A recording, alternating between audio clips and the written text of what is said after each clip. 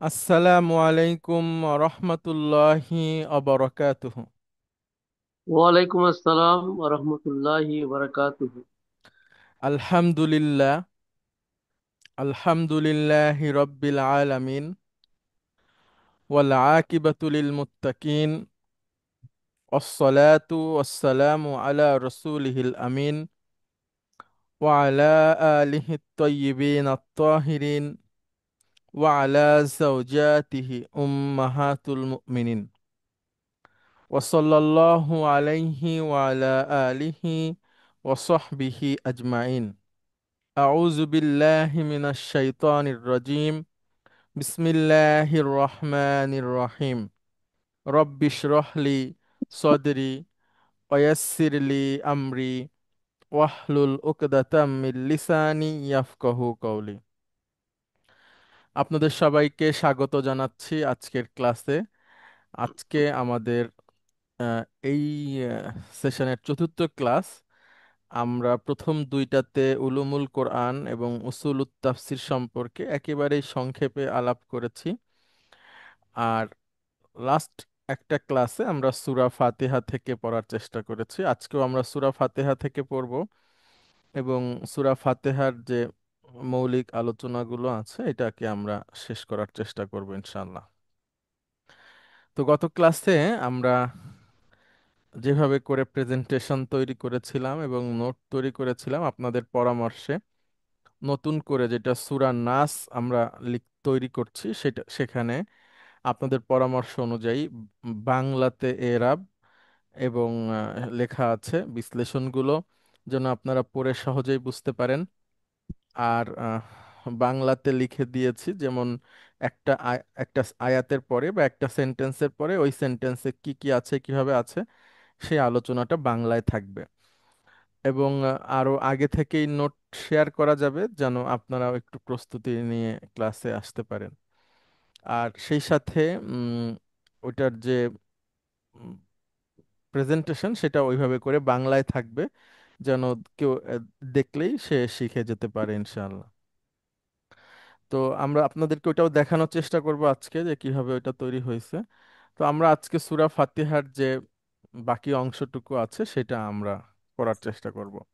তো প্রথমেই আমরা একটু ফিরে যাই যে লাস্ট ক্লাসে আমরা কি শিখেছি সেটা সম্পর্কে একটু আমরা রিভাইজ করি, তারপরে আমরা আজকের আলোচনাটাতে যাব। সূরা ফাতিহাতে আহ, যে ভার্ব আছে এই ভার্বগুলোকে আমরা আইডেন্টিফাই করে সেটাকে আমরা বিশ্লেষণ করব। আর সেই সাথে যে ব্যাকরণগত উম, হচ্ছে যে এখানে কনস্ট্রাকশন আছে, গঠন প্রক্রিয়া আছে, সেটা সম্পর্কেও আলোচনা করব, যেটা আমরা গত ক্লাসে ইতিমধ্যে করেছি। আমি একটু পুরনো পড়া থেকে বলি। আমরা প্রথমে আউজুবিল্লাহ এবং বিসমিল্লাহ, আল ইস্তেআদাতু আল বাসমালাতু, এই দুইটা সম্পর্কে আমরা আলোচনা করেছিলাম। আউজুবিল্লাহতে একটাই ভার্ব আছে এবং সেই ভার্বের গঠন কিভাবে সেটা হচ্ছে আজা ইয়াউজু থেকে এসেছে। হ্যাঁ, এটা মাঝখানের অক্ষর ওয়াও। আদা ইয়াউজু থেকে আউজু, এটা আপনারা দেখে নেবেন, অনেক পুরনো পড়া। এরপরে আমরা আউজুবিল্লাহর ফজিলত সম্পর্কে আলোচনা করেছিলাম। এরপরে হচ্ছে বিসমিল্লাহির রহমানির রহিম, এটা সম্পর্কেও আলোচনা করেছিলাম এবং বলেছিলাম যে বিসমিল্লাহির রহমানির রহিমের শুরুতে একটা ভার্ব উজ্জ আছে, যেটা বোঝায় আমি শুরু করছি। হ্যাঁ, অথবা আপনি আম, আমি শুরু করার বদলে আপনি বলতে পারেন আকরউ, আকতুবু, হুম, তারপরে হচ্ছে আকুলু, যেটাই বলেন, মানে কোনো একটা ভার্ব মাহজুফ বলে ওইটাকে আরবিতে, উজ্জ আছে। হ্যাঁ, মাহজুফ বা উজ্জ আছে। তো সেটা আমরা এখানে আলোচনা করেছিলাম। আর বিসমিল্লাহির রহমানির রহিমের যে গঠন সেটা সম্পর্কেও আমরা আলোচনা করেছি। আচ্ছা, তো আউজুবিল্লাহ বিসমিল্লাহ নিয়ে আশা করি যদি আমাদের কখনো বিশ্লেষণ আসে আপনারা পারবেন। এরপরে আমরা আলহামদুলিল্লাহ রব্বিল আলামিন, এটার আলোচনা করেছি।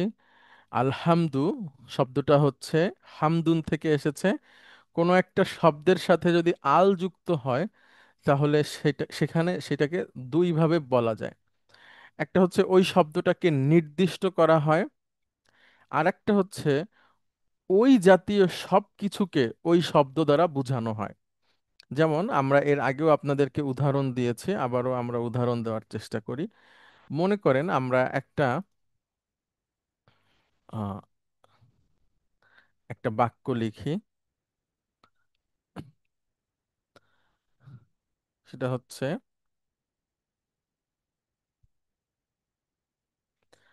আল ফিলু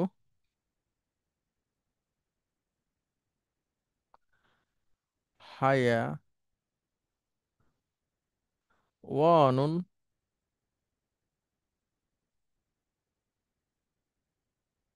কবিয়ুন। আল ফিলু হায়াওয়ানুন কবিয়ুন।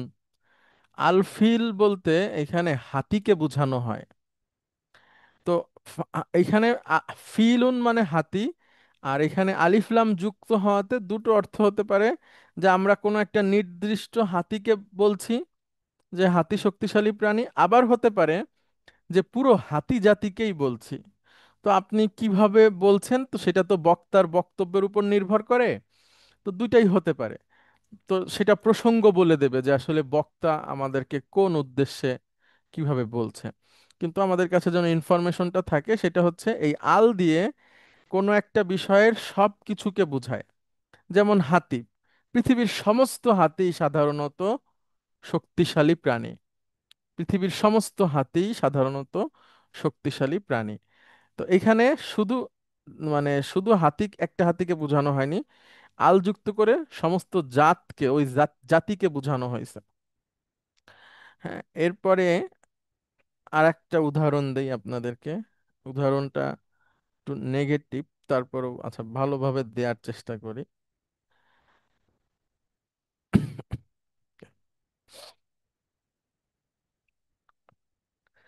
আচ্ছা, আচ্ছা, ব্যয়কুণ্ঠ বা কৃপণ আগ্রহী।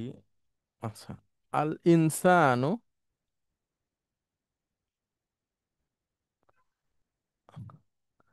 হারিসুন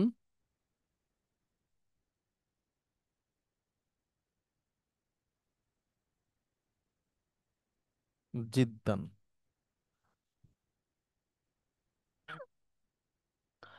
আচ্ছা, আল ইনসান মানে হচ্ছে মানুষ, ইনসানুন মানে হচ্ছে মানুষ, আর আল যুক্ত করে এই সমস্ত ইনসান জাতিকেই বোঝানো হয়। মানে মানুষ বলতেই আর কি। হ্যাঁ, ব্যাপারটা এরকম। হারিসনের অনেকগুলো অর্থ হয়, তার মধ্যে একটা হয় লোভী, আর একটা হয় আগ্রহী। হুম, বা ব্যয়কুণ্ঠ আর কি। হ্যাঁ, আবার কৃপণ এরকম অর্থও হয়। তো আমরা আগ্রহী ধরি, মানুষ সাধারণত আগ্রহী, বা সে যে কোনো একটা বিষয়ের উপরে আগ্রহ দেয়, মানে আগ্রহী হয় আর কি। হ্যাঁ, তো উম, এরকম আল ইনসানু হারিসুন জিদ্দান। তো এভাবে করে আলিফ লাম যুক্ত করে ওই সংক্রান্ত সবকিছুকে বোঝানো যায়, এভাবেও হতে পারে। একইভাবে আলহামদুলিল্লাহি রব্বিল আলামিনের যে আলহামদ, হামদুন মানে হচ্ছে প্রশংসা, আল যুক্ত করে যত রকম প্রশংসা আছে সেই সব প্রশংসাই হচ্ছে আল্লাহ সুবহানাহু ওয়া তাআলার জন্য, যিনি জগৎ সমূহের রব। আলহামদু এখানে আল যুক্ত করে নির্দিষ্ট করা হয়েছে লিল্লাহি, জার মাজরুর। এই লিল্লাহির মধ্যে একটা আল্লাহ আছে, যেটা মাজরুর, এই কারণে তারপরে রব বসেছে, যেটা সিফাতও বলতে পারি, আবার বদলও বলতে পারি। আবার রবটা হচ্ছে মুদাফ, আল্লাহ হচ্ছে এই আলামিনা হচ্ছে মুদাফ ইলাইহি। এটা জমা মুজাক্কার সালিমের প্যাটার্নে এসেছে। এরপরে আর রহমানির রহিম, এই দুইটাও হচ্ছে আল্লাহ সুবহানাহু ওয়া তাআলার সিফাত বা নাত ধরতে পারি আমরা। পরম করুণাময় এবং অসীম দয়ালু। হ্যাঁ, আচ্ছা, মালিক হচ্ছে আল্লাহ সুবহানাহু ওয়া তাআলার একটা গুণ, মালিক। আচ্ছা, এখানে আপনারা মালিকের বানানটা লক্ষ্য করবেন, মিমের সাথে আলিফ আছে, মালিকুন। আর সামনে আপনারা সূরা নাস পড়বো আমরা ইনশাল্লাহ আগামী ক্লাসে, ওইখানে মা- মালিকিন নাস আছে, যেখানে আবার আলিফ নাই। তো একটার উচ্চারণ হবে মালিকুন, আর একটার উচ্চারণ হচ্ছে মালিকুন। তো এই দুইটার মধ্যে কি পার্থক্য? তো এটা এটা একটা ভালো বিষয় আলোচনার, সেটাও আমরা করব, এখন করছি না, আপাতত রেখে দিচ্ছি। আমরা সূরা নাসে ওই আলোচনাটা করব। এখানে আপনারা এই মালিকের বানানটা দেখে রাখেন। মালিক মানে আমরা জানি মালিক, অর্থাৎ কোনো কিছুর অধিকারী। সেই অর্থে এই অর্থে হবে যে অধিকারী বা অধিপতি ধরতে পারি আমরা। উম, তো মালিকি, এটা হচ্ছে মুদাফ। ইয়াউমি আবার মুদাফ ইলাইহি, ইয়াউমি আবার মুদাফ, আর দিন মুদাফ ইলাইহি। আর এখানে দিনের অনেকগুলো অর্থ হয়, আমরা যদি ডিকশনারি দেখি। দিনের একটা মানে হচ্ছে জীবন ব্যবস্থা বা ধর্ম। দিনুন, দিনুন মানে হচ্ছে জীবন ব্যবস্থা, অর্থাৎ একটা মানুষ যে জীবন ব্যবস্থা ফলো করে, যে নিয়ম পদ্ধতি ফলো করে তার জীবনে, সেটা হচ্ছে দিন। দিনের একটা অর্থ হচ্ছে ধর্ম, ধর্ম বিশ্বাস, প্রথা বা ট্র্যাডিশন। এটাও দিনের অংশ, দিনের অংশ। আরেকটা অর্থ হচ্ছে প্রতিদান। দিনের একটা অর্থ হচ্ছে প্রতিদান, এখানে প্রতিদান অর্থে এসেছে। মালিকি ইয়াউমিদ্দিন, প্রতিদান দিবসের মালিক। আচ্ছা, এরপরে এইখানে এসে আমরা ভার্বের দেখা পেয়েছি দুইটা। একটা হচ্ছে না আবুদু, আর একটা হচ্ছে নাস্তাইনু। না আবুদু আর নাস্তাইনু, আর তার আগে ইয়াকা আছে। তো ইয়াকার রেফারেন্স হচ্ছে রিডার 9 লেসন 27, আপনাদেরকে নোট শেয়ার করা হয়েছে, সেখানে আছে। সেটা হচ্ছে এরকম যে অবজেক্ট যখন মানসুব হয়, যে কোনো প্রোনাউন যদি অবজেক্ট হয় তখন সে একা বসতে পারে না, হয় সে ক্রিয়ার সাথে বসে, আর যদি একাধিক অবজেক্ট থাকে তখন ক্রিয়ার সাথে একটা বসলে আরেকটার সাথে ইয়া যোগ করা হয়। অথবা কখনো কখনো গঠনের দিক থেকে অবজেক্টটা আগে বসে, তো সেক্ষেত্রে ইয়া যোগ করে বসানো যেতে পারে। যেমন রআইতু হু, আমি বলতে পারি আমি তাকে দেখেছি। আবার রআইতু ইয়াহু, আমি তাকেই দেখেছি। তো ইয়া দিয়ে সাধারণ অর্থ হতে পারে, আবার ইয়া দিয়ে রস্যই যোগ করা হতে পারে অর্থের সাথে, হ্যাঁ, তাকেই বা তোমাকেই, তাদেরকেই, এভাবে। তো এখানে দুইটা উদাহরণ দেওয়া আছে, একটা হচ্ছে রআইতু ইয়াহু, আর একটা হচ্ছে ইয়াকা না আবুদু। ভার্বটা এখানে পরে আসছে, অবজেক্টটা আগে বসছে।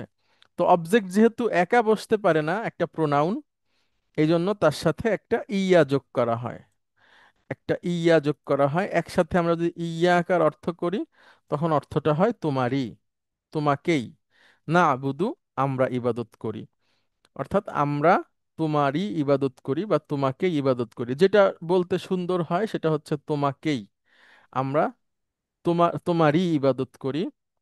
ওয়া ইয়াকা নাস্তাইনু, এই ভার্বটা নিয়ে আমরা লাস্ট ক্লাসে আলোচনা করেছিলাম, এখানে আপনারা দেখতে পারেন।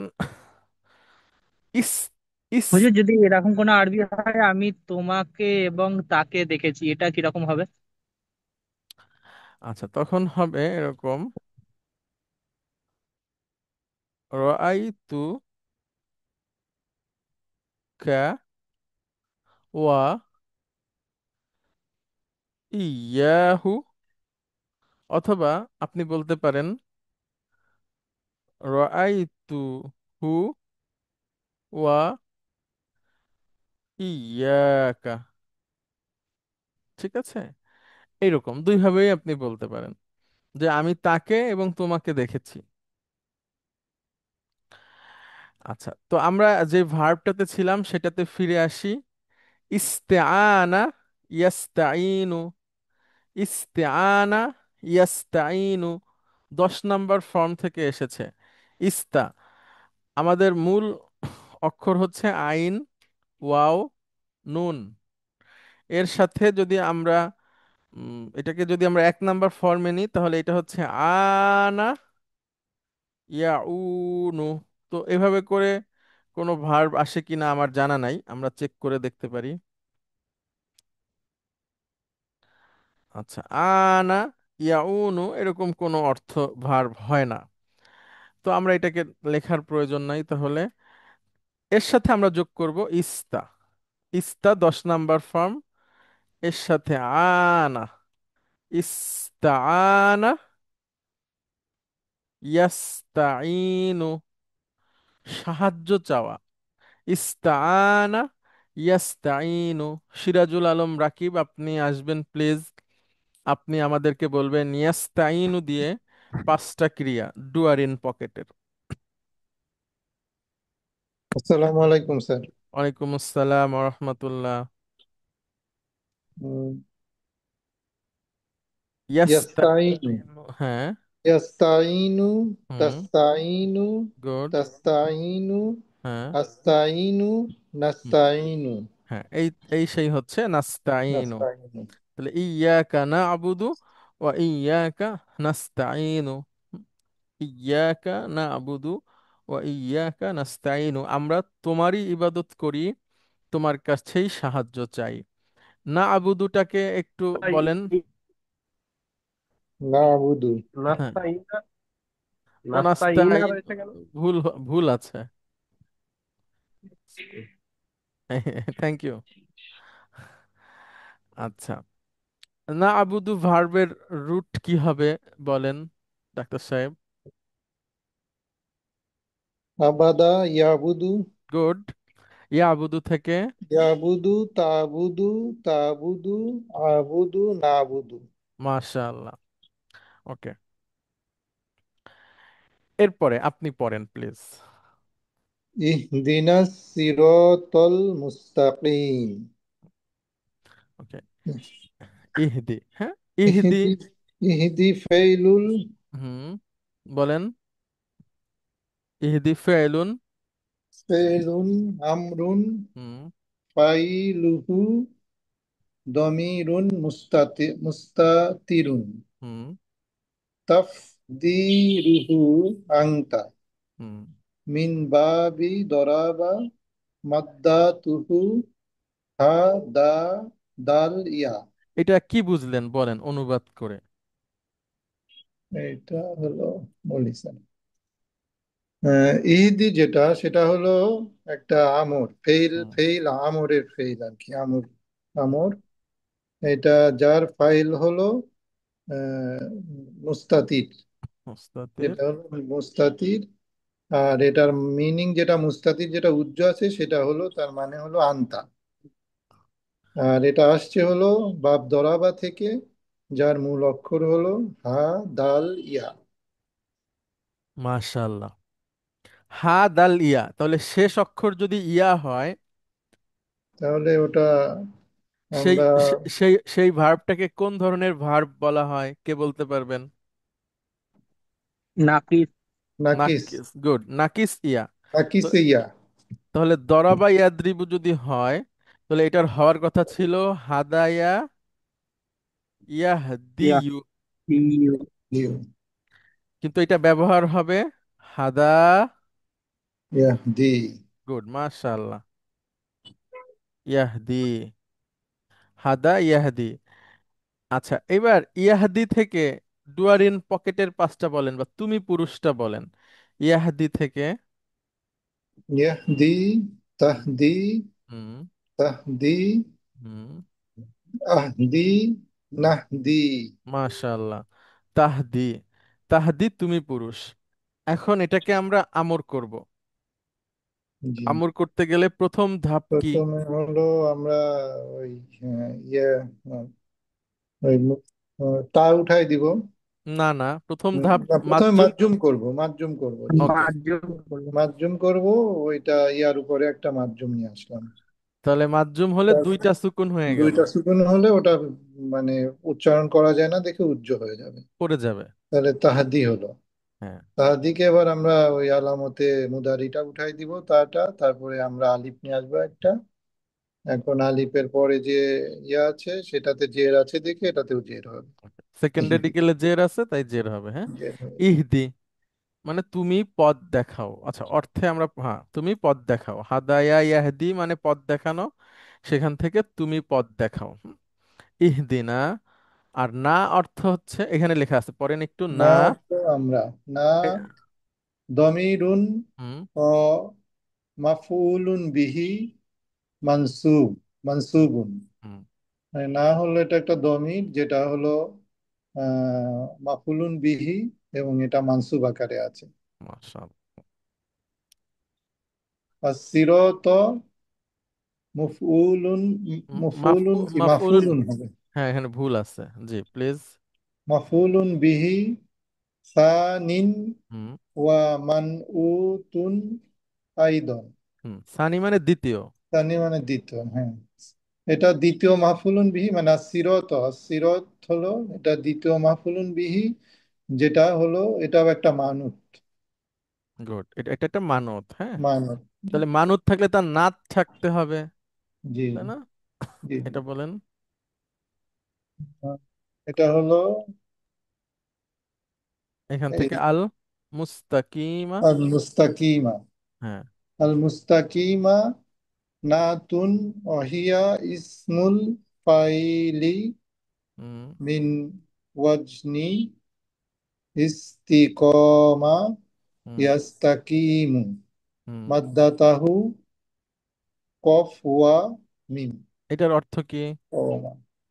এটা হলো আল মুস্তাকিম হলো নাত, হুম। যেটার ইসমুল ফাইল হলো না, এটা ইসমুল ফাইলেরই একটা প্যাটার্ন। ইসমা ফাইলের একটা প্যাটার্ন, মিন ওয়াজনি, যেটা ইস্তকামা ইয়াস্তাকিমু থেকে আসছে, মাশাআল্লাহ, এর এবং যার মাদ্দা কি? মাদ্দাতা মানে মূল অক্ষর হলো কফ ওয়া মিম। মাশাআল্লাহ, কমা। গুড। এখন আমরা একটা এই শব্দটার একটু বিশ্লেষণটা করি। আমাদের রুট হচ্ছে কফ ওয়াও মিম। মিম। এখানে আমি লিখি কফ ওয়াও মিম, এর বাব একই, হুজুর আসসালামু ইস্তিফাল। আলাইকুম। ওয়ালাইকুম আসসালাম। হুজুর, দয়া করে যদি আগের স্লাইডটা একটু আরেকবার স্ক্রিনে আনেন। হ্যাঁ প্লিজ। এখানে আল মানে শেষের দ্বিতীয় লাইনের শেষের দিকে আল মুস্তাকিমা, হুম। তাই না হুজুর? জি। নাতুন, নাত। জি। এর আগে পেলাম আমরা সিরাতাল, এটাকে মাফউলুন বিহি, সানিন তারপর সানি ওয়া মানউতুন। মান উত মানত। আচ্ছা, এটা তাহলে আপনার এটা হলো মানত, এটা হলো বাসা পড়াটা নাত, মানত তো জি। আগে এসছে। জি। সিরাতাল মুস্তাকিম, সিরাতাল হচ্ছে গিয়ে আমি সিরাতাল। আসছি, ওটাতে যাইনি এখনো, একটু অপেক্ষা করেন, আমি আরো বলবো। জি, ঠিক আছে। আচ্ছা, আমরা এই ভার্বটা একটু করে আসি। ডাক্তার সাহেব আপনি বলেন, 10 নাম্বার ফর্ম এটা, হ্যাঁ। তো 10 নাম্বার ফর্মের শুরুতে কি যোগ হয়? ইস্তা। ইস্তা। তাহলে আমরা একটু ইস্তা যোগ করলাম। তারপরে কমাকে আমরা লিখবো কমাকে, কমা। কমা। তাহলে উচ্চারণটা কি হলো? ইস্তাক, ইস্তাকমা। আচ্ছা, ইস্তা, হ্যাঁ ইস্তা কমা। মুদারি হবে ইয়াস্তাকিমু। মাশাআল্লাহ। এইটার অর্থ হচ্ছে ইস্তা, ইস্তিকমা, ইস্তি। আচ্ছা, এটা হলো,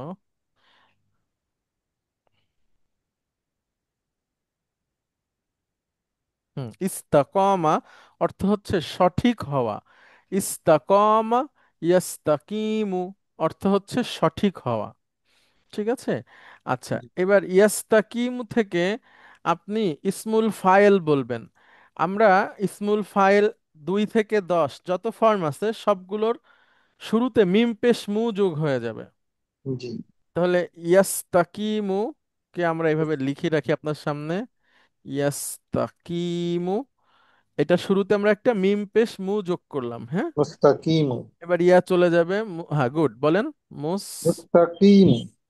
মুস্তাকিমুন হয়ে যাবে তখন, ঠিক আছে। কি? জি জি, মুস্তাকিমুন মুস্তাকিমু। মানে সোজা হওয়া, তাহলে যে সোজা হয় আর কি, হ্যাঁ। জি।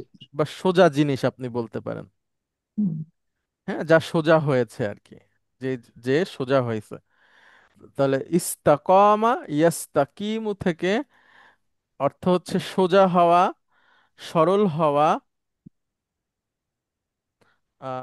স্থির থাকা, অটল থাকা, অবিচল থাকা, এরকম অর্থ হয়। তো এখানে সঠিক হওয়া, সোজা হওয়া, এরকম অর্থে যদি আমরা ধরি, তাহলে এখান থেকে ইসমুল ফাইল এসে হয় মুস্তাকিমুন। এটা ইসেন তো, এর শেষে আপনার তানবিন হয়। তাহলে মুস্তাকিমুন মানে যে সোজা হয়েছে, হ্যাঁ, এরকম জিনিস আর কি। তো এটা ইসমুল ফাইল এবং ইসমুল মাফুল সেম অর্থই দেয়। হ্যাঁ, সোজাকৃত বা সোজা হওয়া। তাহলে আমরা আবার আয়াতে ফিরে আসি। ইহদি, তুমি আমাদেরকে পরিচালিত করো, হেদায়েত দাও। ইহদি, তুমি হেদায়েত দাও। আর না, সিরাত আমাকে, আমাদেরকে, আমাদেরকে, আমাদেরকে তুমি পথ দেখাও, আর আমাদেরকে সিরাত আমাদেরকে হেদায়েত দাও। দ্বিতীয়টা হচ্ছে কি, কাদেরকে দাও, আমাদেরকে দাও, কি দাও? পথ, পথ রাস্তা। তুমি আমাদেরকে হেদায়েত করো রাস্তায়, সেই রাস্তাটা নাত বা সিফাত হচ্ছে কি মানে মুস্তাকিমা। সোজা, হ্যাঁ, সোজা বা সঠিক। জি। তো এইটা অবজেক্ট হওয়ার কারণে মানসুব, এটাও অবজেক্ট হওয়ার কারণে মানসুব। আর এর যে অ্যাডজেক্টিভ বা নাত, সেটাও মানসুব হয়েছে, কারণ নাত মান্নুত সবসময় সেম হয়। তাহলে ইহদি না সিরাতাল মুস্তাকিম, অর্থ বলেন।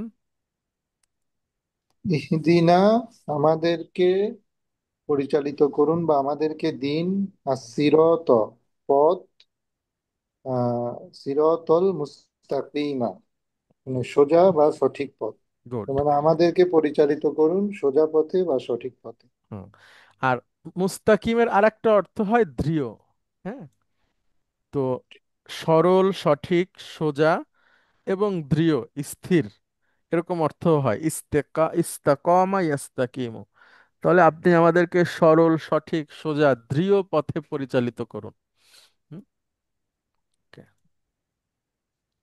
স্যার এই যে কওমা, কওমা মানে কি? দাঁড়ানো, যে আমরা ওই যে কফ ওয়াও নামাজে যে মিম রুট যদি আপনি 1 নাম্বার ফর্ম থেকে ধরেন, তাহলে দাঁড়ানো। দাঁড়ানো। Good. আচ্ছা, তারপরে বলেন। সিরাতাল্লাযীনা আন'আমতা আলাইহিম, সিরাত বাদালুন ওয়া মুদাফুন, হুম। মুদাফুন। এটা হলো এ- সিরাত, হলো বাদল। বদল কিসের বদল? এই যে আহ, সিরাত, হ্যাঁ। আচ্ছা, এই বদলটা হচ্ছে এই এই সিরাতের বদল। হ্যাঁ, জি এই যে সিরাত, সিরাত, এইটার বদল। হ্যাঁ, জি এটার বদল। তো এটাও পথ, ওইটাও পথ, ওইভাবে আসছে একই লিগেসি ধরে। সিরতা, তো এখানে আলিফলাম হওয়ার কথা ছিল, কিন্তু সে যেহেতু আবার মুদাফ হয়ে গেছে, তাই তার আলিফলামটা চলে গেছে। হুম? জি। এখানে তার যে আলিফলামটা ছিল সেটা চলে গেছে, এটা সে মুদাফ। পরেরটা হচ্ছে মুদাফ ইলাইহি, আল্লাযীনা। আল্লাযীনা, সিরাতাল্লাযীনা, যারা, আল্লাযীনা ইসমুল মাউসুল, মাউসুল। হুম, ইসমুল মাউসুল, এটা হলো ইসমুল মাউসুল হুম, আল্লাযীনা। ওকে। এই দুইটার আম মধ্যে মুদাফ মুদাফ ইলাইহির সম্পর্ক, সিরাত আল্লাযীনা, যাদের পথ, যাদের পথ বা তাদের পথ। হ্যাঁ, আল্লাযীনা মানে যারা বা তারা। যখন এটা মাজরুর হয়ে যাচ্ছে, তখন ওইটা এর যুক্ত হয়ে যাচ্ছে, যাদের বা তাদের। জি, তাদের পথ, তাদের পথে বা যাদের পথে। এইবার একটা ভার্ব এসেছে, দেখেন। আমতা। হুম, কিন্তু মাউসুল অর্থ কি জানে কি? Relative pronoun. মাউসুল মানে হচ্ছে রিলেটিভ প্রোনাউন। আচ্ছা, এখানে আমরা একটা ভার্ব নিয়ে আসি। এই ভার্বের রুট হচ্ছে নুন আইন মিম। নুন আইন মিম, বাব হচ্ছে ইফআল, ইফআলুন, মানে 4 নাম্বার ফর্ম যেটা। হ্যাঁ, ইফআলুন, 4 নাম্বার ফর্ম। এখন ডাক্তার সাহেব, আপনি 4 নাম্বার ফর্ম হচ্ছে আসলামা ইউসলিমু, জি, ঠিক আছে? তাহলে এটা দিয়ে কি হবে? এটা আনআমা, আনআমা ইয়ান ইমু, না, ইউন। ইউন ইমু, ইউন ইমু। গুড। এবার আনআমা দিয়ে আপনি মাদির প্যাটার্ন গুলো বলেন। আনআমা। আনআমা, হুম, আনআমা, পুরোটা বলতে হবে না, আপনি ওই যে বহু বচন দিয়ে বলেন। আনআমা, আনআমা, বহু বচন তারপর আনআমু। আনআমু, আনআমু, হুম, তারপর আনআমা, না, আনআমাত। আনআমাত, মা, আনআমাত, আন আমতা, না, আম না, আনআমনা, জাহাবা জাহাবু, জাহাবাত জাহাবু, জাহাবাত, জাহাবতা, না, জাহাব না, জাহাবনা। এরপরে তারপর জাহাবতা, আনআমতা, আমতা, আনআমতা, আনতা, আমতা, আন্তুম, আনআমতুম। আন তারপরে হ্যাঁ এই পর্যন্ত হলেই হচ্ছে আমতা। তো আমা ইউনইমু, এটার অর্থ হচ্ছে পরিপূর্ণ করা, সুখকর করা, ভালো করা, হ্যাঁ নিবেদিত করা, সুখকর করা। ডিকশনারির অর্থ হচ্ছে সুখকর করা। আর এটাকে অনেক জায়গায় লেখা হয় নেয়ামত প্রাপ্ত করা আর কি, হ্যাঁ। যেমন আপনি যদি 1 নাম্বার ফর্ম থেকে ধরেন, সেটা হলো নাইমা, নাইমা সামিয়া থেকে আসে এটা, এই রুট থেকে, হ্যাঁ। নাইমা, নাইমা অর্থ হচ্ছে কোমল ও তাজা করা একটা অর্থ হয়। আর নাসারা ইয়ানসুরু বা ফাতাহা ইয়াফতাহু থেকে আসে নাআমা, সুখী করা, সুখী জীবন যাপন করা আর কি। আচ্ছা, তাহলে আনআমা মানে হচ্ছে সুখকর করা, হ্যাঁ সুখকর করা। তাহলে আনআমতা ফেলুন মাদিন দমিরুন তা, মানে এর যে শেষে তা, এটা হচ্ছে আনতা বুঝায়, মা আনাহা আনতা। আচ্ছা, মিন বাব ইফআলিন মাদ্দাতুহু নুন আইন মিম। আচ্ছা, আলাইহিম বলেন। আলাইহিম জারুন ও মাজরুরুন। জার মাজরুর, আলাইহিম জার মাজরুর। তাহলে এখন অর্থ করেন, এই দুইটা একসাথে আগে বলেন। সিরাতাল লাযিনা মানে যাদের পথ, যাদের পথ যাদের বা পথ তাদের পথ, বা তাদের পথ, আমতা আলাইহিম যাদের উপরে তুমি নিয়ামত দিয়েছো। বা যাদের উপরে তুমি সুখকর করেছো, যাদের জীবন। আন্না আমতা, হ্যাঁ। আন্না, মূলত ভার্বটা হচ্ছে আন্না আমা। আন্না আমা অর্থ হচ্ছে সুখকর করা, ভালো করা। মানে যাদেরকে তুমি সুখকর করেছো, যাদের জীবন বা ভালো করেছো, তাদের পথ। সিরাতাল্লাযীনা আনআমতা আলাইহিম, যাদের জীবন সুখকর করেছো, তাদের পথ। গৈরিল মাগদুবি আলাইহিম ওয়ালাদ-দাল্লিন। গৈরি হ্যাঁ। বাদালুন হুম। মিনাদ মিনাদ দমিরি হুম। ফি আলাইহিম ও আলাইহিম, মুদাফ এই যে আলাইহিমের যে হিমটা আছে, এই তাদের, হ্যাঁ, এইটার বদল হচ্ছে গয়র, গয়র। তো আলাইহিম কি মারফু মানসুব নাকি মাজরুর? হিম। তার আগে এটা প্রিপজিশন আছে, জি তাহলে মাজরুর। মাজরুর। যারের পরে যে নাউন আসবে সেটা তো মাজরুর, তাই না? আলাইহিম হচ্ছে মাজরুর, তার আগে প্রিপজিশন আছে। তো যেহেতু সে মাজরুর, এজন্য গয়র এটাও মাজরুর। মাজরুর হয়েছে। আর গয়র সবসময় মুদাফ হিসেবে ব্যবহার হয়, জি মানে জি। সাধারণত মুদাফ হিসেবে ব্যবহার হয়। তো যেহেতু সে মুদাফ, এই জন্য একটা জের নিছে, ওই আলাইহিমের বদল হচ্ছে গয়র, হ্যাঁ, অমুদাফ এবং মুদাফ। এরপরে বলেন। আল মাগদুবি মুদাফুন ইলাইহি ইসমুল মাফউলি মিন বাবি সামিয়া ইয়াসমাউ মাদ্দাতাহু গইন দল গইন দোয়াদ বা। গুড।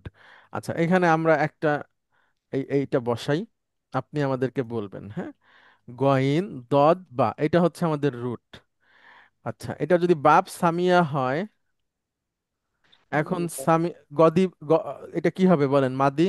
সামিয়া ইয়াসমাউ হবে গদি, বলেন গদিবা, গদি, গদিবা। আর গদি, মুদারি?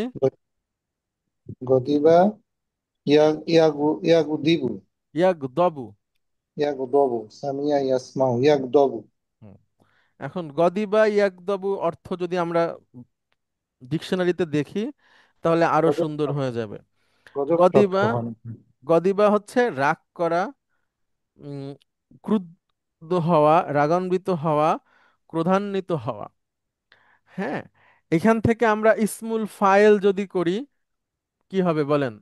নাসারা ইয়ানসুরু থেকে নাসিরুন, তাহলে গদিবা ইয়াকদবু থেকে উম, ইসমুল ফাইল। এটা তো মাকদুম না, আসবে। গ গদিবুন দিবন, গ দিবন। মানে যে রাগ করে। গ দিবন। হ্যাঁ, যিনি রাগ করেন, যিনি ক্রোধান্বিত হন, রাগম্বিত হন, এটা হচ্ছে সেই সে যে এই কাজটা করেছে। আর এই কাজটা যাদের উপর এসে পড়েছে তারা হবে ইসমুল মাফউল। তাহলে নাসারা ইয়ানসুরু নাসিরুন, আর ইসমুল মাফউল হলে মানসুরুন, তাহলে এখানে কিভাবে হবে? মাগ, মাকদুবুন। গুড, মাগদুবুন মানে যার উপরে রাগ করা হয়েছে, যার উপরে ক্রোধান্বিত হওয়া হয়েছে, যার উপরে মানে খুব ক্ষেপে আছে, এরকম এরকম ব্যক্তিকে মাগদুব বলা হয়, মানে যার উপর রাগ এসে পড়েছে, কর্তার রাগ যার উপর এসে পড়েছে সে হচ্ছে মাগদুব। তাহলে হুজুর হুজুর একটু জাস্ট বোঝার জন্য, এটা নিয়ে আমার সমস্যা নেই, কিন্তু জাস্ট মিক্সিং হয়ে যাচ্ছে। আমরা সচরাচর জানি যে স্মুল ফাইল পাওয়ার জন্য আমরা মিম যোগ করলে স্মুল ফাইলটা পেয়ে যাই অধিকাংশ ভাবেই, তাই না হুজুর? ওকে, তো হ্যাঁ, সেক্ষেত্রে এখানে এটা সেভাবে হলো না, এটা আলাদা করে এলো ওকে, নাসারা, যে আপনার এই যে নাসিরুন থেকে যেটা এসেছে আর কি, জি, নাসারা থেকে। জি। তো আবার এই যে মাফুলটা, ওই যে আপনার আমরা আগের যে ফর্মুলা যেটা বললাম যে মিম দিয়ে তৈরি হয়, ওখানে ওদিকে চলে গেল। আচ্ছা, আমি বলি, যখন এক নাম্বার ফর্ম থেকে ব্যবহার হবে, হ্যাঁ, যখন এক নাম্বার ফর্ম থেকে ব্যবহার হয় তখন ইসমুল ফাইলে মাফ মিম পেশ মু যুক্ত হয় না, তখন এই প্যাটার্নে হয়। আচ্ছা, তাহলে এক নাম্বার ফর্মটাতে কখনো মিম পেজ যোগ হবে না স্কুল ফাইলের জন্য, এটা হলো হ্যাঁ, চূড়ান্ত। এই প্যাটার্নে হবে, জি, এই যে এই আচ্ছা, ঠিক প্যাটার্নে আছে, হবে। ভেরি গুড, আচ্ছা এটা গেল। আর এবং ইসমুল মাফুল এই মিমের উপর দেখেন জবর দেখছেন? জি। ওকে, সরি।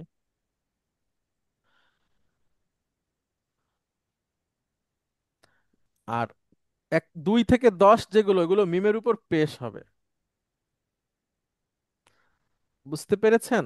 আচ্ছা আচ্ছা, এখানে একটু পার্থক্য আছে, হ্যাঁ। হ্যাঁ, তাহলে 1 থেকে 1 নাম্বার ফর্মের সব শুধু এক প্যাটার্ন নম্বর এরকম। ফর্মেই পারতাম, এই তারপরে দেখেন, দুই হবে। সামিয়া ইয়াসমাউ 1 নাম্বার ফর্ম, জি। এজন্য দিবুন মাকদুবুন। এবার 2 থেকে 10 যারা আসবে সব ইসমুল ফাইলে মিমের উপর পেশ হবে, পেশ ইসমুল হবে। মাফুলেও মিমের উপর পেশ হবে। দিস ইজ দ্য মানে ডিফারেন্স ইন জি, বিটুইন। জি, ওকে, জি, জি। খুব পরিষ্কার হয়ে গেল, আলহামদুলিল্লাহ। তাহলে মাকদুবি মানে যার উপরে রাগ করা হয়েছে, হ্যাঁ, যার উপরে ক্রোধ এসে পড়েছে। আচ্ছা, তাহলে আমরা আয়াতে চলে যাই। গয়র মানে হলো ব্যতীত। হুজুর, এটাকে তো সহজ ভাষায় আমরা যে গজব বা গদাবা থেকে আমরা বোধহয় এটা উৎপত্তি, না হুজুর? জি, জি, জি, গজব, হুম, অর্থাৎ গজব প্রাপ্ত। হ্যাঁ, গজবটা। এখন এই গজব বলতে আমরা মনে করি যে কোন একটা হচ্ছে আযাব এসে মনে হয় তার উপর পড়ছে, এরকম না। মনে করেন আল্লাহ সুবহানাহু ওয়া তাআলা যার উপর অসন্তুষ্ট সেই হচ্ছে মাকদুব। বুঝতে পেরেছেন? মানে শাব্দিক অর্থে যদি বলি, আমরা গজব পড়া বলতে কি বোঝাই, যে মনে হয় যে আল্লাহ ক্ষেপে তার কোনো একটা শাস্তি দিবেন, সেটা হলো এখন একজন একজন গজবপ্রাপ্ত লোক সে শাস্তি পেল কি পেল না, সেটা বড় কথা না। আল্লাহর অসন্তুষ্টি যদি তার উপর থাকে, সেটাকে আমরা এক ধরনের আল্লাহর অসন্তুষ্টির কারণ বা আল্লাহ তার উপর রেগে আছেন এটা বলতে পারি। মানে ওই অর্থে এখন আল্লাহ কার উপর রেগে আছেন ওটা তো আর আমরা ফাইনালি ওভাবে বলতে পারি না যে তোমার উপর শিওর আল্লাহ রেগে আছেন। আমরা তার কাজকর্মের মূল্যায়নের উপর বলতে পারি যে এই ধরনের কাজ আল্লাহর অসন্তুষ্টির কারণ, আল্লাহর ক্রোধ আসার কারণ। তো ওরকম। তো গয়রিল মাগদুবি, গয়র মানে নয়, ব্যতীত, আর মাগদুব মানে যার উপর ক্রোধ এসে পড়েছে, অর্থাৎ আল্লাহর ক্রোধ যার উপর এসে পড়েছে। তাহলে এটার অর্থ কি হবে ডাক্তার সাহেব বলেন, এতটুকুর অর্থ? গৈরিল মাকদুবি হলো যার উপরে ক্রোধ এসে পড়েছে। হ্যাঁ, আলাইহিম মানে তাদের আলাইহি, উপর, তাদের উপর তাদের। যদি একসাথে বলি, তাহলে গয়রিল মাগদুবি আলাইহিম, এটার অর্থ একসাথে করব, বলেন। গয়রির গয়র মানে তো ব্যতীত। ব্যতীত। আল মাগদুবি আলাইহিম মানে যাদের উপরে গজব এসে পড়েছে তারা ছাড়া বা তারা ব্যতীত। তাদের তাদের তাদের তারা ছাড়া, তাদের ব্যতীত, বা তাদের পথ ছাড়া। তাদের ওই যে পথ ছাড়া। সিরত, সিরতের বদল হচ্ছে গয়র। গয়র, হ্যাঁ। তাহলে তাদের পথ ব্যতীত যাদের উপরে ক্রোধ এসেছে বা গজব এসেছে, রাগম্বিত আর অবস্থায় আছেন। ওয়া মানে এবং, লা মানে হচ্ছে আল্লাহ না। নাহি। হ্যাঁ, অলা দ। দলিন। হ্যাঁ, দলিনটাও তো এটা হলো। আমরা একটু দেখি দলিন। আচ্ছা, এটার মূল রুট হচ্ছে দদ লাম লাম। এটা দল হচ্ছে এটাকে বলা হয় মুদাফ ক্রিয়া, যার সেকেন্ড রেডিকেল এবং থার্ড রেডিকেল সেম। রেডিকেল একই। হ্যাঁ, তো এটা হলো দরাবা থেকে আসে। আমরা একটু লিখে রাখি। আচ্ছা, দদ লাম লাম, এটার ভার্বটা হচ্ছে এরকম, দেখেন, দল্লা। আল্লাহ আল্লাহ ইয়াদুল না, ইয়াদিল্লু। ইয়াদিল্লু। ইয়াদিল্লু। ইয়াদলিলু, হ্যাঁ। হ্যাঁ, ইয়াদলিলু, ইয়েস। মূল ছিল দলালা ইয়াদলিলু, সেখান থেকে দল্লা ইয়াদিল্লু। এবার ইসমুল ফাইল কি হবে ডাক্তার সাহেব জানেন? মূলত ছিল দলিলুন, দলিলুন। কিন্তু এভাবে ব্যবহার হয় না। তখন কি হবে, দুইটা লামকে আমরা একসাথে করব। দল্লুন। হ্যাঁ, ইয়েস। উচ্চারণ করেন একটু, দলুন বলেন। লুন। দলুন। দলুন। তাহলে বহুবচন কি হবে? যদি জমা মুজাক্কার সালিম প্যাটার্নে আসে? দলুন। হ্যাঁ, বলেন। দলুন হলো এক বচন। মুসলিমুনের বহুবচন বলেন। মুসলিমুনা। তাহলে দলুন একই প্যাটার্নে। দলুনা। গুড, দলুনা। গুড। এটা হলো মারফু। আর এটা যদি মানসুব অথবা মাজরুর হয়? দল দলুনি। দলুনি। বলেন। দলুনি। মুসলিমুন, মুসলিমুনা। আর মানসুব মাজরুর হলে? মুসলিম। মিনা। মুসলিমিনা। তাহলে দল, দলিনা। এই তো, দলিনা। দলিনা। এটার সাথে আলিফ লাম যুক্ত হতে পারে শুরুতে। দলিনা। হুম। তাহলে দলালা বা দল্লা ইয়াদিল্লু, এটার অর্থ হচ্ছে পথভ্রষ্ট হওয়া। দল্লা ইয়াদিল্লু, পথভ্রষ্ট হওয়া, বিভ্রান্ত হওয়া, পথ হারানো। সেখান থেকে ইসমুল ফাইল মানে হচ্ছে দ যে পথ হারিয়েছে। আর বহুবচন হলে কি হবে? যারা, যারা পথ হারিয়েছে। যারা পথ হারিয়েছে। এটা কেন মাজরুর হলো আমরা একটু দেখি এখান থেকে। আলাদ্দাল্লিন মাতুফুন আলাল মাগদুবি, এই যে আলাইহিম, মাগদুবি আলাইহিম, দেখেন ওয়াওয়ের, ওয়াওয়ের এই পাশে যারা থাকবে তাদেরকে বলা হয় মাতুফ আলাই, মানে যার উপর সংযুক্ত হয়। মাতুফ মানে সংযুক্ত হওয়া। আর এই পাশে যারা থাকবে তারা হলো মাতুফ। অর্থাৎ ওয়াওয়ের এই পাশে যারা থাকবে তাদের এরাব, এবং এই পাশে যারা থাকবে তাদের এরাব সেম হবে যদি ওয়াও এবং অর্থে আসে। তাহলে এই পাশে মাগদুবি আলাইহিম, এটা মাজরুর অবস্থায় আছে, এই জন্য দলিন এইটাও মাজরুর হয়ে গেছে। এই ওয়াওটা বলতেছে যে তারা এবং তারা মানে গজবপ্রাপ্ত এবং পথহারা। তো গজবপ্রাপ্ত যেহেতু এই পাশে আছে সেটা মাজরুর, আলাইহিম এটাও মাজরুর, অলা দলিন ওয়াওকে ফলো করে সেও মাজরুর হয়ে গেছে, বহু বচন। তাহলে পুরো সেন্টেন্সটা আবার বলেন। গৈরিল মাগদুবি আলাইহিম ওয়ালাদ-দাল্লিন। হুম, অর্থ? মানে এটা হলো তারা, না, যারা গজবপ্রাপ্ত হয়েছে তারা ছাড়া, তাদের ব্যতীত, তাদের ব্যতীত, এবং এবং যারা পথভ্রষ্ট। হুম, এবং যারা, যারা যারা গজব গজবপ্রাপ্ত এবং পথভ্রষ্ট তারা ছাড়া আচ্ছা, এখানে একটা, বা তাদের পথ ছাড়া। এখানে একটা ভুল হয়েছে আমার, লা এসেছে একটা, সরি। হ্যাঁ, আচ্ছা, এই ওয়া ওয়ালা। লা আসবে তো স্যার। হ্যাঁ, ঠিক। সরি। হ্যাঁ, ঠিক আছে, ওয়ালা দলে। ওকে, হ্যাঁ। দেখেন, আচ্ছা, এই লাকে বলা হয় হচ্ছে, লা নাফি নাকি না না নাহি? না না, আচ্ছা,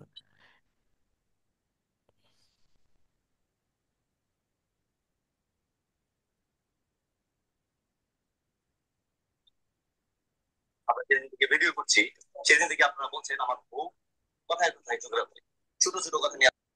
আচ্ছা, এটা হলো, হুম, হুম।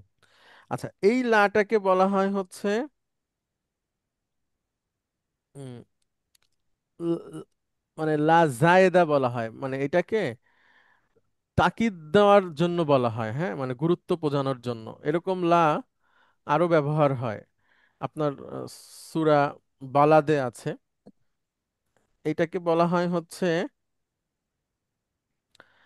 লা জায়েদা লিত্তাকিদ। দুইভাবে অর্থ করতে পারেন আপনি, মা আনান নাফি, হ্যাঁ, মানে না অর্থে হয়। যেমন এরকম যে পলাদ দলিন, এবং নয় পথভ্রষ্ট দের পথ, অর্থাৎ গয়র মানে এখানে পথটা বোঝানো হচ্ছে, মাগদুবদের যে পথ, যাদের উপর গজব, যাদের উপর যারা গজব প্রাপ্ত হয়েছে, যাদের উপর আপনার ক্রোধ গিয়েছে, তাদের পথ ব্যতীত, ওয়ালা এবং নয় দলিন, মানে যারা পথভ্রষ্ট হয়েছে না তাদের পথে, অর্থাৎ না গজবপ্রাপ্তদের পথে, না পথহারাদের পথে আমাদেরকে পরিচালিত করবেন, বরং আমাদেরকে পরিচালিত করবেন আন আমতা আলাইহিম, যাদের উপর আপনি সন্তুষ্ট হয়েছেন, সন্তুষ্ট হয়েছে। যাদেরকে আপনি নিয়ামত দান করেছেন, তাদের পথে পরিচালিত করেন। সেই পথ যেই পথে আপনার আহ, গ- মানে নিয়ামত প্রাপ্তরা গিয়েছে, গয়রিল মাগদুবি আলাইহিম, এবং নয় গজবপ্রাপ্তদের পথ, এবং নয় পথহারাদের পথ, অর্থাৎ যারা পথভ্রষ্ট হয়েছে এবং গজবপ্রাপ্ত হয়েছে তাদের পথে আমাদেরকে পরিচালিত করবেন না। তো এই মাগদুবি আলাইহিম ওয়ালাদ-দল্লিনের নির্দিষ্ট অর্থ আছে। সমস্ত স্কলাররাই একমত এই ক্ষেত্রে, যে মাগদুব বলে এখানে ইয়াহুদিদের কথা বলা হয়েছে, আমাদের পূর্ববর্তী জাতি, আর দল্লিন বলে খ্রিস্টানদের কথা বলা হয়েছে। নাসরা। হ্যাঁ, নাসারা, আর নাসারাদের কথা বলা হয়েছে, অর্থাৎ যাদের উপর তাওরাত এসেছিল, মুসা আলাইহিস সালাতু ওয়াসসালামের উম্মাহ, তারা আল্লাহ সুবহানাহু ওয়া তাআলার বিধানকে এবং তার নির্দেশকে এমনভাবে অমান্য করেছে, কটাক্ষ করেছে, সেগুলো নিয়ে মজা করেছে, ঠাট্টা করেছে, যে আল্লাহ সুবহানাহু ওয়া তাআলার ক্রোধ তাদের উপর সব সময়, এবং তাদেরকে এই জন্য মাগদুব বলা হয়। আর খ্রিস্টানরা হচ্ছে যে উম, তাদের যে বাইবেল, তারা এত পরিমাণে সেটাকে বিকৃত করে নিজেদের মতো করে সেটাকে তৈরি করেছে, এবং রাসূল সাল্লাল্লাহু আলাইহি ওয়াসাল্লামের অনুসরণ করেনি, বরঞ্চ তারা তাদের মতো করে চলেছে, এবং তাদেরকে পথভ্রষ্ট বলা হয়েছে। হ্যাঁ, অনেক ব্যাখ্যা আছে। আমরা যদি সংক্ষেপে বলি, যে ইয়াহুদি এবং খ্রিস্টান বা নাসারা, তারা যেই পথে চলে গেছে সেই পথ না, বরঞ্চ আপনি তাদের পথে পরিচালিত করেন যাদের প্রতি আপনি সন্তুষ্ট হয়েছেন বা যাদের প্রতি আপনি নেয়ামত দিয়েছেন। তো এটার আবার একটা ব্যাখ্যা সূরা নিসারতে আছে, আমরা যখন সেই আয়াতটা পড়ব তখন সেটা সম্পর্কে আলোচনা করব, যে মূলত কাদের উপরে আল্লাহ সুবহানাহু ওয়া তাআলা তার নেয়ামতগুলো পরিপূর্ণ করেছেন। ওই আয়াতে বিস্তারিত আছে, আন আমাল্লাহু আলাইহিম মিনান নাবিয়িনা ওয়াস সিদ্দিকিনা ওয়াস শুহাদাই ওয়াস সালিহিন, যারা নবী, যারা সত্যবাদী, যারা শহীদ, এবং যারা নেককার, তাদের উপরে আল্লাহ সুবহানাহু ওয়া তাআলা তার নেয়ামতকে পরিপূর্ণ করেছেন বা তাদেরকে খুশি করেছেন, তাদের উপর সন্তুষ্ট হয়েছেন। তো এইখানে সেইভাবে করে আল্লাহর কাছে দোয়া চাওয়া হচ্ছে। প্রথম দোয়া চাওয়া হচ্ছে যে, হে আল্লাহ, আপনি আমাদেরকে সরল সঠিক পথে পরিচালিত করেন। সেই পথটা কেমন? যেই পথে আপনার পছন্দের মানুষেরা গিয়েছে, এবং সেই পথ নয় যেই পথে ইহুদিরা গিয়েছে, অথবা সেই পথ নয় যেই পথে খ্রিস্টানরা গিয়েছে। এই হচ্ছে এইটার মূল বক্তব্য। হ্যাঁ, ওকে, আমরা এইটার সম্পর্কে যে হাদিসগুলো আছে সেটা একটু পড়ে ফেলি তাহলে হুজুর, আমি আমাদের। একটা জিনিস জানতে চাইছিলাম। হ্যাঁ হ্যাঁ, প্লিজ। বলছি যে আসলে যে ওখানে যে এক্সেপশনাল পার্টিকেল আছে গয়েড, হুজুর ওটা কি আল্লাযিনার সঙ্গেও কি নিসবত হতে পারে? মানে ওটার কানেক্ট মানে, যেহেতু মানে আমরা এক্সেপশনাল পার্টিকেল হিসেবে সেটাই পড়ি, মানে যেটা থেকে পৃথক করা হয় সেটার ইয়ে আছে, হরফটা মানে সেটার ইরাবটা আছে।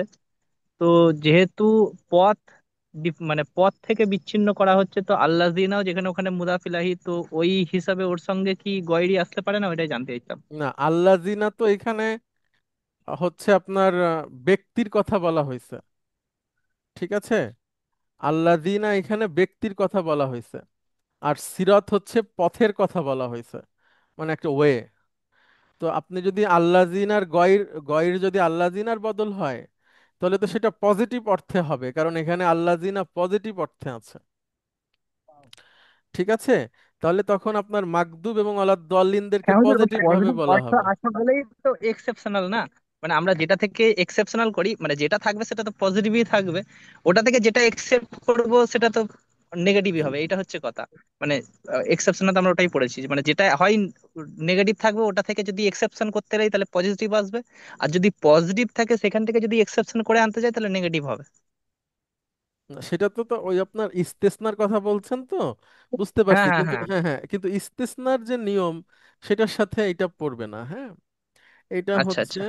বদল মুবদালেই থাকবে। হ্যাঁ, ওটাতে যাবে না। না হুজুর, মানে বদল মুদ্রাই থাকবে। আমি বলছিলাম যে গয়রি ওটাও মানে যেটা হিসাবে আসে, মানে যে ওটা সে বদল হিসাবে আসে, কিন্তু আল্লাজিনার বদল হিসাবে কি মানে আসতে পারে না, যেহেতু এক্সেপশনাল হিসেবে যদি দেখি, কারণ এক্সেপশনালের যেহেতু গয়রুটা খুবই কম ব্যবহার হয় এক্সেপশনাল হিসাবে ইল্লার পরে। হ্যাঁ, না মানে আমি বলি বদল মুবদালের মধ্যে একটা রিলেশন থাকে, কি তারা সেম ক্যাটাগরির হয়। হ্যাঁ বুঝতে হ্যাঁ হ্যাঁ। পেরেছেন? কিন্তু ইস্তেসনাতে যেটা হয় সেটা ব্যতিক্রম হয়। বুঝতে পেরেছেন? হুম হুম। এইখানে এইখানে ইহুদি খ্রিস্টানদের পথের কথা বলা হয়েছে, মুমিনদের পথ না। আচ্ছা সেক্ষেত্রে ওই পথ দিয়ে অনুবাদ করলে বা এটা দিয়েই সঠিক হবে। হ্যাঁ, ওইভাবে করলে হবে না তখন। আচ্ছা আচ্ছা। ঠিক আছে হুজুর। জি, আমরা এখানে যে স্যার, কয়টা। জি জি, প্লিজ। স্যার ওই সিরাতুল্লাহ জিনা ওইটা বের করুন। স্যার এখানে ওই তোর উপরে যে জবর সিরাতুল্লাহ জিনা এটা মুদাব মুদাবি হলে হুম হুম। এটা জবরটা কেন হচ্ছে যদি একটু ওকে, কাইন্ডলি বলেন। শিওর। আচ্ছা, দেখেন এইখানে আগে লক্ষ্য করেন, সিরাত হচ্ছে বদল, আগের সিরাতের। এর আগে যে একটা সিরাত আছে, এই দেখেন ইহদিনাস সিরাতাল মুস্তাকিম, এখানে একটা সিরাত আছে না, এইটা মানসুব হ্যাঁ, কারণ এটা অবজেক্ট।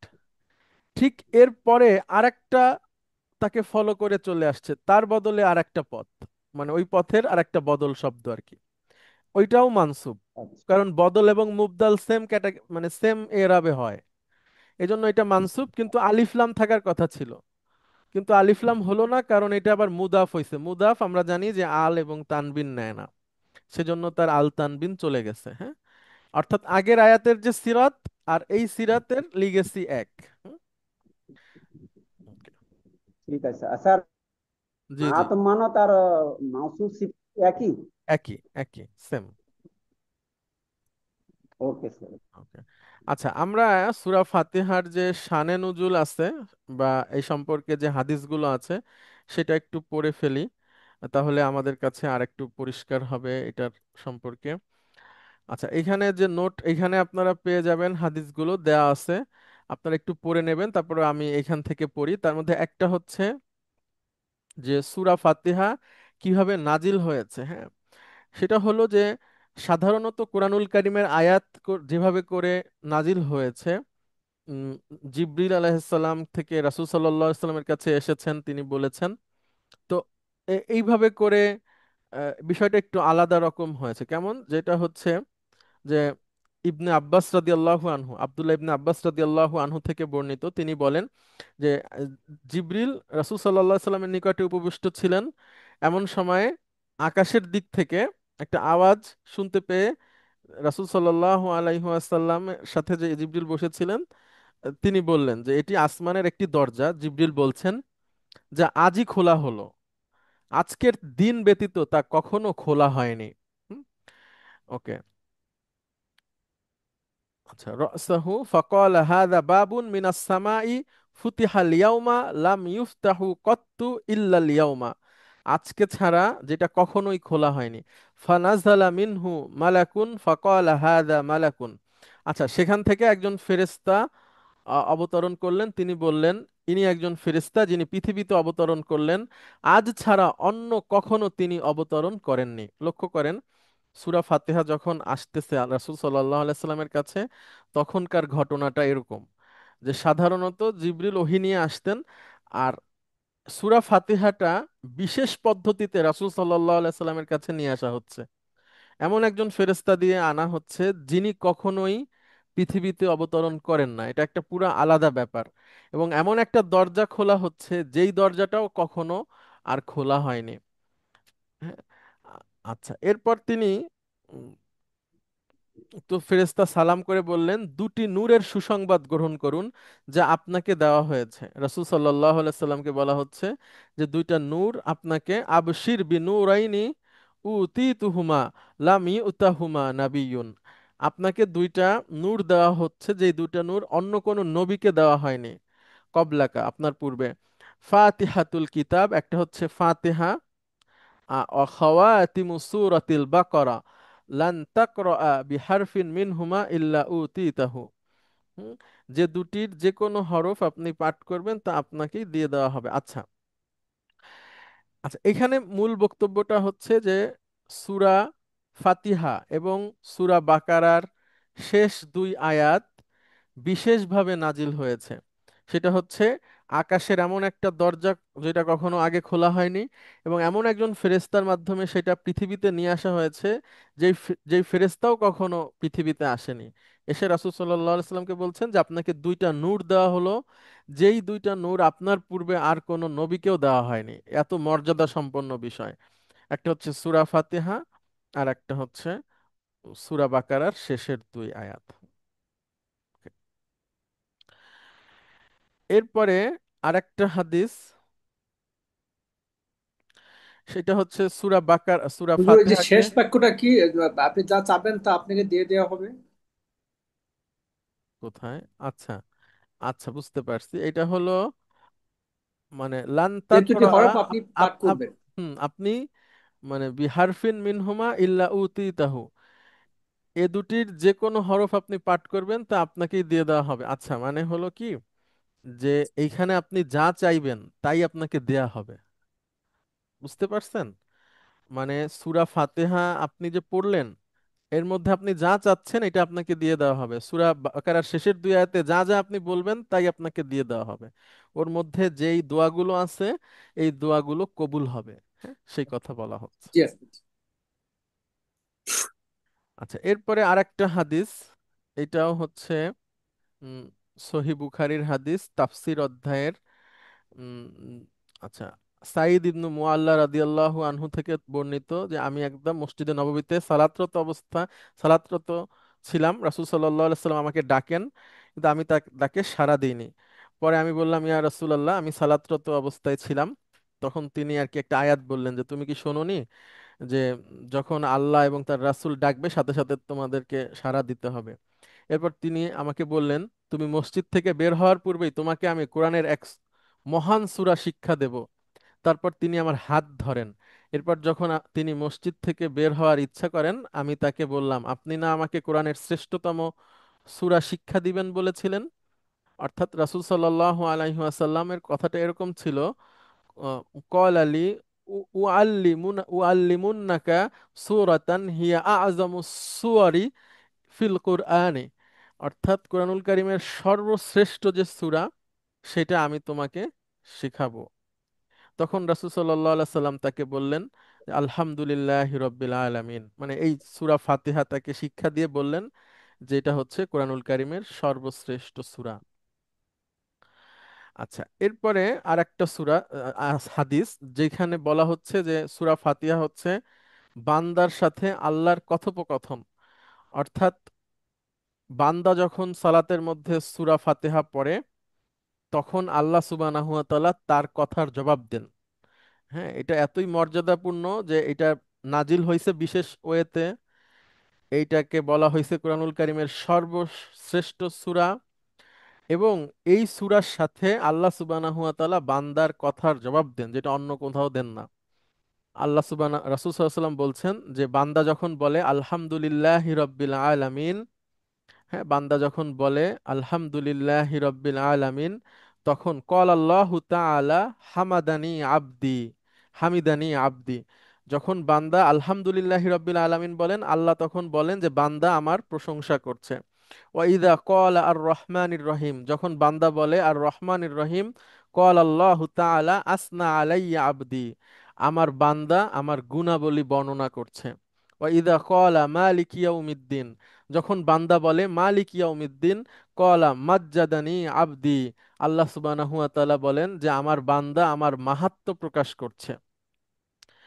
এরপরে অকলা মাররাতান ফাওয়াদা ইলা আবদি ফাইদা ক্বালা ইয়াকা না'বুদু ওয়া ইয়াকা নাস্তাইন ক্বালা হাযা বাইনি ওয়া বাইনা আবদি। যখন বান্দা বলে ইয়াকা না'বুদু ওয়া ইয়াকা নাস্তাইন, তখন আল্লাহ সুবহানাহু ওয়া তাআলা বলেন এটা আমার এবং আমার বান্দার মধ্যকার ব্যাপার, আর আমার বান্দা যা চাইবে সে সে তা পাবে। এরপর যখন সে বলে ইহদিনাস সিরাতাল মুস্তাকিম সিরাতাল্লাযীনা আন'আমতা আলাইহিম গায়রিল মাগদুবি আলাইহিম ওয়ালাদ-দাল্লিন, তখন আল্লাহ সুবহানাহু ওয়া তাআলা বলেন এটা কেবল আমার বান্দার জন্য, আমার বান্দা যা চায় সে তা পাবে। অর্থাৎ সূরা ফাতিহা যখন আমরা পড়ি তখন আল্লাহ সুবহানাহু ওয়া তাআলা আমাদের কথার সাথে সাথে এটার এটা বলেন, আনসার দেন, এবং আমরা যা চাই আল্লাহ সুবহানাহু ওয়া তাআলা আমাদের সেই দোয়াকে কবুল করেন। আচ্ছা, এবং আরেকটা হাদিস, এইটাও অনেক গুরুত্বপূর্ণ। এটা অনেক বড় হাদিস, আমি যদি সংক্ষেপে বলি যে আবু সাঈদ খুদরি রাদিয়াল্লাহু আনহু একজন সাহাবী, উনি এক জায়গায় সফরে গিয়েছিলেন, তো সেখানে একজন ব্যক্তিকে সাপে কেটেছিল, হ্যাঁ, বিচ্ছু দংশন করা এরকম কিছু। তখন তিনি সূরা ফাতিহা পড়ে তাকে ফু দেন এবং উনি সুস্থ হয়ে যান। হ্যাঁ, এরপরে তাকে সেখান থেকে হাদিয়া দেওয়া হয়, সেটা রাসূল সাল্লাল্লাহু আলাইহি সাল্লামের কাছে নিয়ে আসা হয়। তখন রাসূল সাল্লাল্লাহু আলাইহি সাল্লাম সেটাকে স্বীকৃতি দেন যে হ্যাঁ এটা এরকম করা যাবে, এবং এই হাদিয়া নিয়ে এটা এটা শুদ্ধ হবে, এটা অশুদ্ধ কিছু না। রাসূল সাল্লাল্লাহু আলাইহি সাল্লাম বললেন এবং হাসলেন, বললেন যে তুমিও নাও, আমার জন্য কিছু রাখো। অর্থাৎ যখন আমরা কোনো শারীরিক অসুবিধায় পড়ব তখন আমরা সূরা ফাতিহা পড়ে সেই জায়গাটাতে আমরা ফু দিতে পারি। এটা সুন্নাহ সম্মত একটা চিকিৎসা। আহ, যে যেভাবেই ব্যাখ্যা করুক চিকিৎসাকে, এটা হলো আধ্যাত্মিক চিকিৎসা, হ্যাঁ, স্পিরিচুয়াল ট্রিটমেন্ট, এরকম এটা হয়, এটা সম্ভব আর কি। এটা মানে আধুনিক বিজ্ঞান দিয়ে হয়তো প্রমাণ করা যাবে না, ডাক্তাররা ভালো বলতে পারবেন, কিন্তু ইসলামের যে মৌলিক বিশ্বাস সেখানে এটা অবশ্যই বিশ্বাস করা একজন মুমিনের জন্য অবশ্যই কর্তব্য। যেহেতু রাসূল সাল্লাল্লাহু আলাইহি সাল্লাম থেকে বিশুদ্ধ সনদে আমাদের কাছে এসেছে, এটা বিশ্বাস করা অবশ্যই আবশ্যিক, এবং এটাকে অবিশ্বাস করা এটা কুফুরি সমতুল্য। এরপরে সূরা ফাতিহা সম্পর্কে যদি আমরা আরো বলি, এটা নাজিলের স্থান, এটা হচ্ছে মক্কায় নাজিল হয়েছে। উম, এবং এর আরো কয়েকটা নাম আছে, যেমন উম্মুল কিতাব, আরবিতে কোনো কিছুর আহ, যেটা সবচেয়ে সেরা সেটাকে দিয়ে বোঝানো হয়, বা বাবা দিয়ে বোঝানো হয়, মানে হ্যাঁ দিয়ে বোঝানো হয়, আর বাবা বোঝানো হয় কেউ কোনো কিছুর মালিক হলে। যেমন কেউ যদি হলো যে টাকা পয়সার মালিক, তখন বলা হয় আবুল মাল, মানে সম্পদের বাবা। আবু হোরায়রা বিড়ালের বাবা, এই ধরনের। আর কেউ যখন কোনো কিছুর মানে একদম শ্রেষ্ঠত্ব হয়, চূড়ান্ত হয়, তখন তাকে উম্মুন বা মা দিয়ে বোঝানো হয়।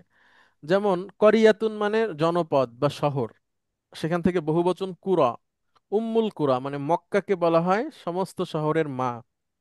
একইভাবে উম্মুল কিতাব অর্থাৎ কোরআনের মা বলা হয় সূরা ফাতিহাকে, অর্থাৎ সূরা ফাতিহাই হচ্ছে কোরআনুল কারীমের মেইন কনসেপ্ট। হ্যাঁ, এভাবে আমরা বলতে পারি। আবার ফাতিহাতুল কিতাব, ফাতিহা মানে হচ্ছে সূচনা বা কিতাবের সূচনা। আবার আরেকটা বলা হয়েছে আস-সাবউল মাসানি, মানে 7টা বিশেষ আয়াত যা বারবার পাঠ করা হয়। হ্যাঁ, একটা আয়াত আছে, ওয়ালাকাদ আতাইনাকা সাবআম মিনাল মাসানি ওয়াল কুরআনিল আযীম, মানে আমি আপনাকে দিয়েছি বিশেষ 7টি আয়াত যা বারবার পাঠ করা হয়। তো সূরা ফাতিহার আরো অনেক ইনফরমেশন আছে যেগুলো আপনারা চাইলেই পারবেন নিজেরা করতে। এখানে একটা বড় বিষয় হলো যে আপনারা এইটাকে পড়ে পড়ে নিজেরা অনুবাদ করা এবং এর মধ্যে প্রতিটা শব্দ কিভাবে এসেছে, তার রুট কি, এটাকে যদি জানতে পারেন সেক্ষেত্রে আপনাদের অর্থ করাটা, এটাকে বুঝে পড়াটা আরো জোরালো হবে। আমি একটু সূরা উম, নাসটা কিভাবে তৈরি করছি সেটা একটু আপনাদেরকে দেখাই, তাহলে আপনাদের জন্য সুবিধা হবে। আপনাদের পরামর্শ অনুযায়ী আপনারা বলেছিলেন যে আরবি থেকে বাংলা হলে ভালো হয়, তো আমি বাংলাতে সবকিছু লেখার চেষ্টা করছি। হ্যাঁ, সূরা নাস আমরা পরের ক্লাসে পড়বো ইনশাআল্লাহ, যাতে আগে দিলেই আপনারা এখান থেকে পড়েই বুঝতে পারবেন এবং পরে প্র্যাকটিসের সময় আপনাদের সুবিধা হবে। তো আমি সূরা নাসটাকে বাংলায় লিখতেছি, তার যে গ্রামাটিক্যাল বিশ্লেষণ আছে, এভাবে করে যতদূর যাওয়া যায় ইনশাআল্লাহ। এখন পর্যন্ত বাংলায় এভাবে করে কেউ লিখছেন আমার জানা নাই, তো আপনাদের সুবিধা হবে, আমারও অনেক কিছু শেখা হচ্ছে। তো আজকে আমরা শেষ করছি, আপনাদের সবাইকে অনেক ধন্যবাদ। আপনারা সূরা ফাতিহাটা পড়বেন, বুঝে বুঝে পড়ার চেষ্টা করবেন, কোনো প্রশ্ন থাকলে করবেন। নেক্সট ক্লাস আমরা সূরা নাসের উপর পড়বো ইনশাআল্লাহ। সবাইকে অনেক ধন্যবাদ, দেখা হবে আগামী ক্লাসে। আসসালামু আলাইকুম। ওয়ালাইকুম আসসালাম। ওয়ালাইকুম আসসালাম।